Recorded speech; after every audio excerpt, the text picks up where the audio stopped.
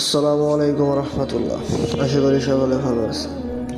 14ই ফেব্রুয়ারি অনেকের কাছে ভালোবাসার দিবস বা ভ্যালেন্টাইন্স ডে হিসেবে পরিচিত।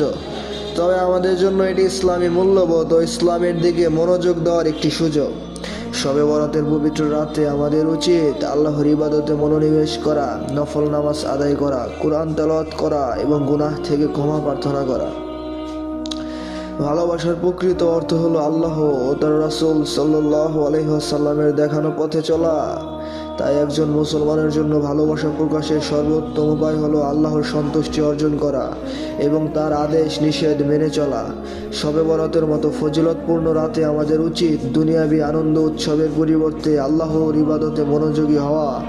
তাই আসুন আমরা এই রাতে ইবাদতের মাধ্যমে আত্মশুদ্ধি অর্জনের চেষ্টা করি এবং পরকালের কল্যাণের জন্য প্রস্তুতি গ্রহণ করি।